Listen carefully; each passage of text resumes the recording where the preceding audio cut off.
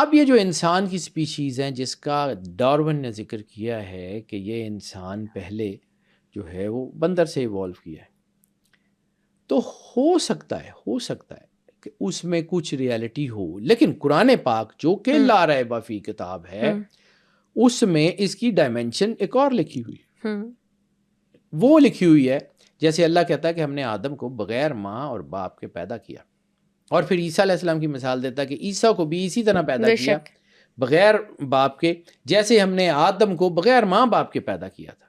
اللہ چاہے تو کچھ بھی کر سکتا ہے، اللہ کل شیء قدیر ہے، ٹھیک ہے۔ اب اس میں فلاز، میں اس طرح کا عالم نہیں ہوں، یا دنیا میں تھیوریز ہوتی ہیں، میری سوچ ہو سکتا ہے ٹھیک ہو سکتا ہے غلط ہو، مفروضوں پہ بات کرتا ہوں۔ لیکن بات سنو بیٹا، قرآن پاک میں کیا یہ ذکر نہیں ہے کہ ہم نے ایک قوم کو مسخ کر کے بندر بنا دیا تھا؟ کونوا قردۃ خاسئین والی آیات موجود ہیں کہ ہم نے انہیں کہا کہ بندر جو ہے وہ مسخ شدہ بندر بن کے زمین پہ اتر جاؤ، کونوا قردۃ خاسئین، چلے جاؤ۔ شاید وہ درختوں سے رہتے تھے تو اس کو اللہ نے کہا کہ زمین پہ اتر جاؤ۔ اب عذاب اٹرنل نہیں ہوتا، ایک چیز سمجھیے گا، عذاب بھی اور بلیسنگز بھی اٹرنل نہیں ہوتی۔ جیسے سرور انبیاء سرکار ختمی مرتبت بادشاہ کونین نے فرمایا کلو نعمت لا محالہ زائل، ہر نعمت ایک وقت میں ختم ہونے والی ہے۔ اب ایک قوم کے اوپر عذاب آیا، وہ انسان سے بندر بن گئے۔ اب آہستہ آہستہ جہاں میں نے بات کی تھی ایوولوشن اور میوٹیشن، وہ میوٹیٹ ہونا شروع ہوئے، بندر سے اگلی جنریشن میں تھوڑا سا اس کا اثر کم ہوا، تھوڑے سے ایوالو ہوئے، پھر تھوڑے سے ایوالو ہوئے، پھر تھوڑے سے ایوالو ہوئے۔ اس تھیری کو اگر آپ یہ ہوموسیپین سے پہلے جو انسانوں کی 8 انسان تھے لیکن ان کی 8 سپیشیز سب سپیشیز علیحدہ تھی، اس سے ملا کے دیکھیں، وہ کہیں سے یعنی جب بندر بنے پھر ایوالو ہوتے ہوتے ہوتے ہوتے وہ دوبارہ انسان بنے۔ اب اس کی ایویڈنسز موجود ہیں ان کے پاس، ہم آنکھیں بند کر کے اس کو ڈینائی نہیں کر سکتے۔ یہ جو آن دی اوریجن آف اسپیشیز جو ڈارون کی کتاب ہے، بلکہ ڈارون کا جو ہے نا وہ چارلس ڈارون کے جو باپ تھا وہ بھی بہت بڑا سائنٹسٹ تھا، اس کی بھی ایک بک ہے، مجھے اس کا ذہن میں نکل گیا، تو اس نے اپنے باپ سے سیکھا تھا۔ تو یہ ان کی جو ریسرچز ہیں ان کے پیچھے دیکھو، اس وقت بیٹا دنیا میں نالج سینٹرز بہت تھوڑے تھے، کیونکہ اس وقت نالج تک رسائی بھی مکمل طور پر نہیں ہوا کرتی تھی۔ ایسے ہی ہے، اس دور میں جو ہے وہ ڈاکومنٹس چھاپنے محفوظ کرنے کا بھی کوئی ایسی چیز نہیں تھی، وہ اس وقت کوئی کاغذ ایسا ایوالو نہیں ہوا تھا یا کوئی چیز ایسی چمڑے پہ یا کہیں پہ لکھا جاتا تھا، اور اس وقت جس سیاہی سے یا جس انک سے لکھا جاتا تھا وہ بھی کوئی ایسی پریزرویبل نہیں ہوتی تھی، وہ خراب ہو جاتی تھی۔ بہت سارے ڈاکومنٹ ہیں رومن امپائر کے، جو رومن ڈائنیسٹی کے جو موجود ہیں، اور کچھ ایسے ہیں جو ان میں سے ختم ہو چکے ہیں، حالات کی دست برد نے ان کو ختم کر دیا۔ تو اسی طرح وہ علم اگر ہم اس کو ملا کے دیکھیں، میں پھر کہہ رہا ہوں دس از اے مفروضہ، اس کی حقیقت نہیں ہے، لیکن چونکہ میں جس کتاب کا ماننے والا ہوں وہ لا ریب فی کتاب ہے، ہو سکتا ہے ڈارون کی تھیری، کیونکہ جیسے ڈارون سے پہلے لیما کی ایک تھیری تھی، لیما کی تھیری کو ڈینائی کرنے کے بعد ڈارون کی تھیری آئی، اب دنیا اس کے اوپر کام کر رہی ہے، اس کے اوپر ٹرکش اسکالرز نے کام کیا ہے اور انہوں نے یہ تھیری دی ہے، جن میں یحییٰ، مجھے پورا نام بھول گیا، جو ٹرکش اسکالر ہیں، اس نے اس کے اوپر پوری ایک بک لکھی ہوئی ہے کہ یہ جو ایوالو تھا یہ وہاں سے تھا۔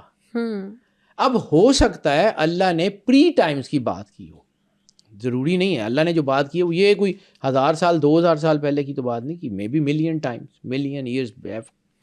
پھر دوسری چیز، اب ہم یہ کہتے ہیں کہ ہمارے پاس جی 3 لاکھ یا 4 لاکھ سال پہلے کا ایک اسکیلیٹن ملا، جس کی یورینیم ایجنگ ہم نے کی ہے، تو وہ 3 لاکھ سے 4 لاکھ سال کا وہ اس کی پرانا ہو سکتا ہے۔ اگر وہ 3 سے 4 لاکھ سال ہے تو بیٹا 3 لاکھ سے 4 لاکھ سال 1 لاکھ سال کی اس کی وہ بریکٹ ہے، 1,00,000 سال، یعنی ہمارے پاس نون ہسٹری صرف اور صرف ٹوٹل 7,000 ایئرس کی ہے، جس کے بھی ڈاکومنٹس ہمارے پاس نہیں ہیں.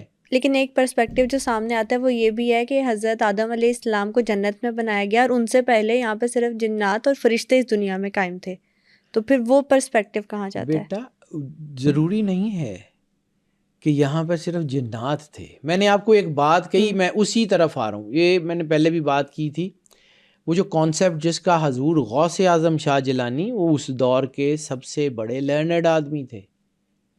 ٹھیک ہے، عطا کہاں سے چلتی ہے؟ وہ سرور انبیاء سرکار ختم مرتبت بادشاہ کونین کے گھر سے چلتی ہے.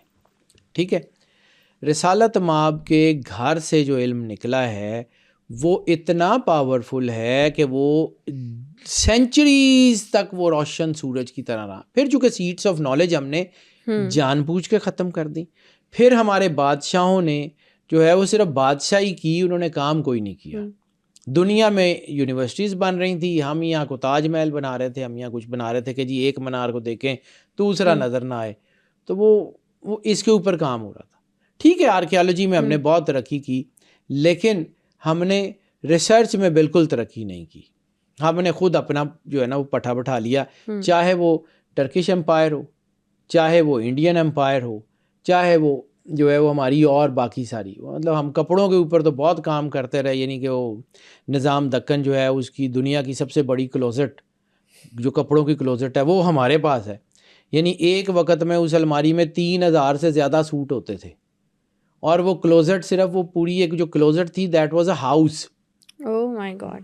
واک ان کلوزٹ، دنیا کی سب سے بڑی واک ان کلوزٹ جو تھی وہ نظام دکن کا وہ چینجنگ روم تھا. یعنی وہ جہاں صرف وہ کپڑے بدلنے آتا تھا، جس میں ایک وقت میں 3,000 سوٹ ریڈی لٹکے ہوتے تھے، اور اس کی مطلب دنیا کی سب سے بڑی واک ان کلوزٹ ہم نے یہ بنائی ہے. ہم نے کوئی بندے کے پتروں والا کام نہیں کیا. دنیا جب ریسرچ کر رہی تھی تو پھر ایک چیز اور ہے، یہ جو وہ جو البرٹ آئنسٹائن نے کہا نا کہ ہم نے علم کو چھوڑ دیا. ٹھیک ہے، حالانکہ خود سرور انبیاء سرکار ختمی مرتبت بادشاہ کونین نے اپنا تعارف کہاں سے کرایا؟ انا مدینۃ العلم والی بابوا انما بعثت معلما، مجھے استاد بنا کے بھیجا گیا. علم مومن کی گمگشتہ میراث ہے، جہاں سے ملے لے لو. علم حاصل کرو چاہے تمہیں چین تک جانا پڑے. سین یا چین جو بھی، اس کے اوپر بھی بہت ساری ڈیبیٹ ہے. لیکن ایک چیز ہے، اگر یہ چین ہی ہے تو دین، اگر سب سے بڑا نالج دین ہے نا، ظاہر سی بات ہے اپنے اللہ کو اور انسان کو سمجھنا، وہ تو خود سرور انبیاء سرکار ختمی مرتبت بادشاہ کونین کے پاس تھا. تو پھر علم حاصل کرنے کے لیے دوسرے علاقوں میں جانے کا کیوں کہا؟ اسلام کا کینوس بہت وسیع ہے بیٹا. اسلام کسی چھوٹی سی چیز کا نام نہیں ہے. ٹیکنالوجی سیکھنے کا، دنیا کو جاننے کا، دنیا کے رازوں سے پردہ اٹھانے کی سرور انبیاء نے لوگوں کو ترغیب دی ہے. قرآن پاک میں بار بار ذکر ہے لِآیَاتِ لِأُولِي الْأَلْبَابِ، کہ عقل والوں کے لیے نشانی ہے. ہم نے اس کتاب کو پڑھنے کے لیے، اس ذکر کو پڑھنے کے لیے آسان کر دیا. کوئی ہے جو سوچے سمجھے؟ اب اللہ کہہ رہا ہے پڑھنے کے لیے آسان کر دیا، تو پھر پڑھنے کے لیے سوچنے سمجھنے کا کیا تعلق ہے؟ اس کا مطلب ہے صرف سوچنے سمجھنے کا تعلق اس کا صرف پڑھنے سے نہیں ہے، اس کو سمجھنے سے ہے. فلسفی آف دا ریلیجن. ایک حدیث ہے جس کا ترجمہ اس کی بہت ساری لوگوں نے بہت ساری ڈائمینشنز کی ہیں. سرور انبیاء سرکار ختمی مرتبت بادشاہ کونین فرماتے ہیں اللہ جس سے بھلائی کا ارادہ کرتا ہے اس کو دین کی سمجھ عطا کر دیتا ہے. اب دین کی سمجھ فقہ، ٹھیک ہے، اوکے فقہ، لیکن پھر ایک فقہ دوسری فقہ سے لڑتی کیوں ہے؟ اگر یہی دین کی سمجھ ہے، میں باہر نکل کے سوچ رہا ہوں. دیکھو دین اللہ نے دیا نا، اور اللہ جس سے بھلائی کا ارادہ کرتا ہے اس کو دین کی سمجھ عطا کر دیتا ہے. اب دین کی سمجھ اگر صرف اور صرف فقہ ہوتی تو پھر اس کو اور سمجھ ہے، اس کو اور سمجھ ہے، اس کو اور سمجھ ہے. اس کا مطلب ہے کوئی ایک ڈائمینشن ایسی ضرور ہوگی اس ڈائمینشن کے ساتھ ساتھ جس کو ہم نہیں دیکھ پا رہے، جس میں یہ سارے اکٹھے ہوں گے. دیٹ از دی فلسفی of the religion. Why the religion is, why the knowledge is, why the سرور انبیاء صلی اللہ علیہ وآلہ وسلم جو ہے وہ اپنے آپ کو علم کے ساتھ جوڑ کے بتا رہے ہیں. کیوں؟ کوئی تو ریلیجن، کوئی تو ریزن ہوگی، کوئی تو اس کی فلسفی ہوگی.